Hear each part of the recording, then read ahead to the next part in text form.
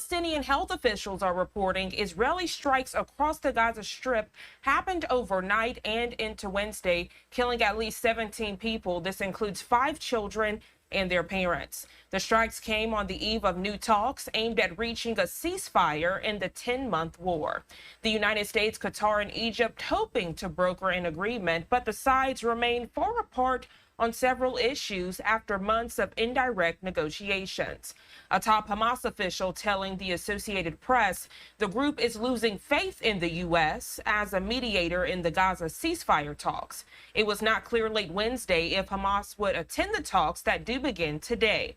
Well, joining us live this morning for this breaking news alert, national security expert with the University of New Haven, Ken Gray. Good morning to you, Ken. Thank you so much for joining us. Good morning, Janae. Glad to be with you again.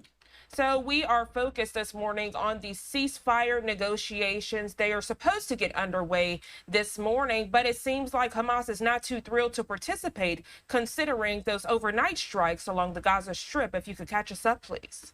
So for the last couple of days, Hamas has been saying that it did not intend to be part of the ceasefire meeting there in Cairo with Qatar, the United States, Hamas, and Israel.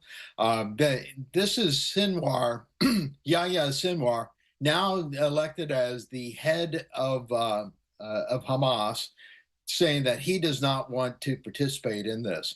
If Sinwar sees that the ceasefire agreements would be to his disadvantage, he's not going to agree to take part in this. So it's not surprising that Hamas may be walking out on these ceasefire meetings. The question then, could they be forced to participate in the ceasefire negotiations? Maybe the International Criminal Court or the ICJ, someone, because we know that with this looming conflict, lives are at stake.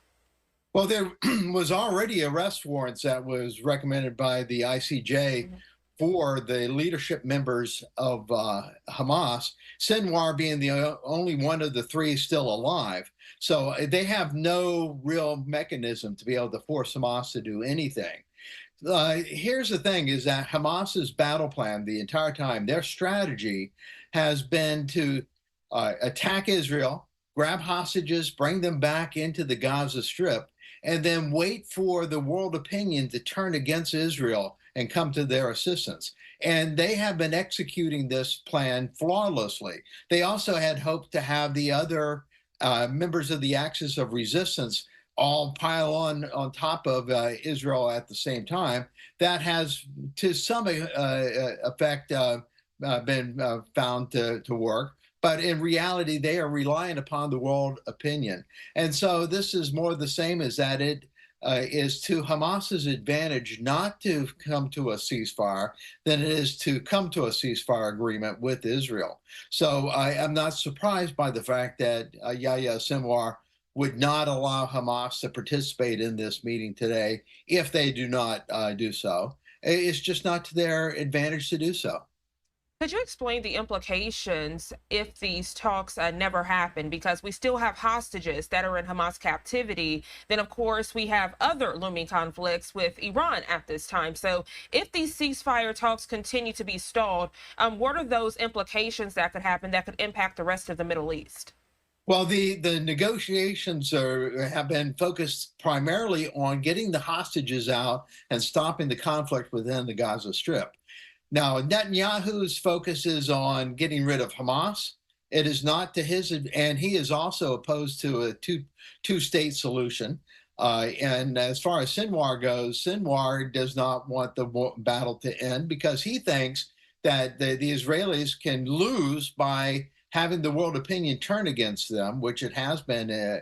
Right now, you have France, the UK, and Germany all speaking out against Israel, saying that they want to see the ceasefire to start right away, that they are opposed to Israel's continuation of this war. So the world opinion is turning against Israel in many ways.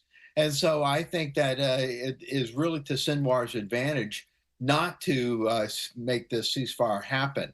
But both sides, both Israel, there are those on the Israeli side that are in actuality opposed to the ceasefire because of one, the two-state solution, and also because of the fact that they want to get rid of Hamas entirely.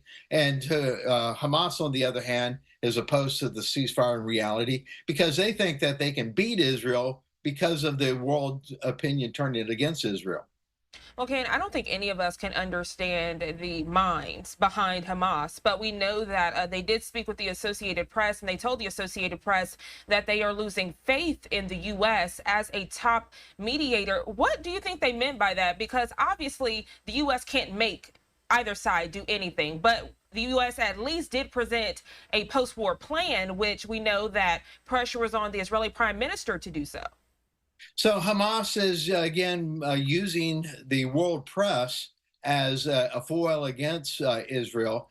They see the United States as the power behind Israel. And so by saying that they lose faith in the United States' ability to broker this ceasefire, they're just doing more of the same. That is, they are playing the world to meet the goals of their strategy here. Their strategy again is to use the world opinion against Israel to force the outcome that they want. The outcome they actually want is for Israel to cease to exist, for the entire area to become Palestinian.